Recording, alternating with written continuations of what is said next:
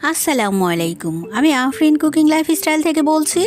বরাবরের মতোই হাজির হলাম সহজ আর মজাদার একটি রেসিপি নিয়ে। বেঁচে যাওয়া ব্রেড দিয়েই তৈরি করব তাওয়া পিৎজা। এতটাই সহজে তৈরি করব যে কেউ চাইলেই করে নিতে পারবেন।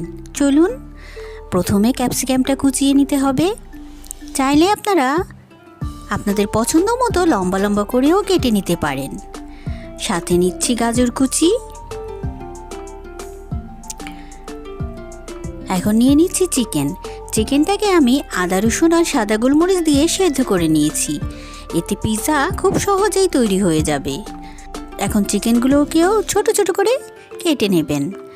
এখন নিচ্ছি মজরেলা। আপনারা যে কোনো চিজ নিয়ে নিতে পারেন।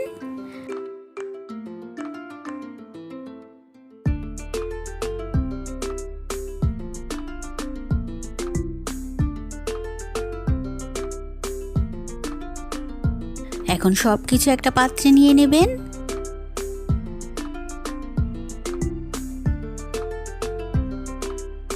এখন সব কিছু ভালো করে একসাথে মিশিয়ে নেবেন।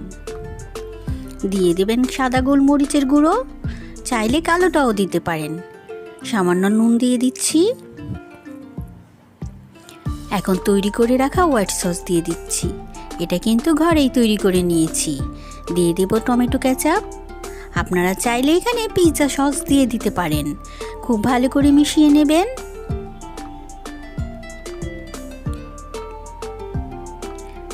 এখন যেহেতু তাওয়া পিৎজা তৈরি করছি, তাওয়াতেই পিৎজাটা বানিয়ে নেব। আমি নিয়েছি 4 পিস ব্রেড। ব্রেডের ব্রাউন অংশটা ফেলার কোনোই দরকার নেই। এখন ব্রেডের যেই পাশটা তাওয়াতে থাকবে সেখানে একটু বাটার দিয়ে দিবেন। এতে পিৎজার ফ্লেভার ভালো আসবে।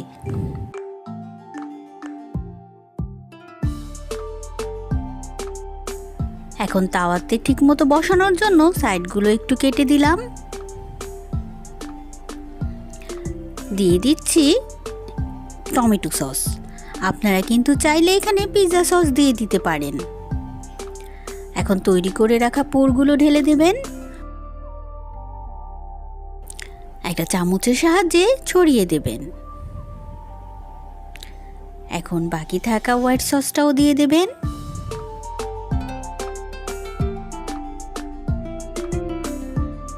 উপর থেকে দিয়ে দিবেন মজরেলা। দিয়ে দিলাম কিছুটা সস।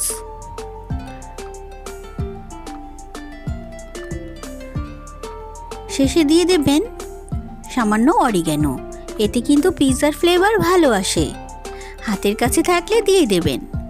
এখন ঢাকা দিয়ে গ্যাসে বসিয়ে দেবেন লো ফ্লেমে প্রায় 15 থেকে 20 মিনিট।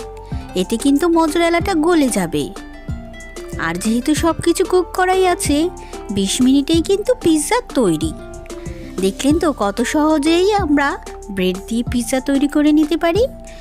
যদি সহজ রেসিপিতে আমার এই পিৎজা আপনাদের ভালো লেগেছে, অবশ্যই বাড়িতে বানিয়ে নেবেন। আবার হাজির হব রেসিপি নিয়ে। আল্লাহ হাফেজ।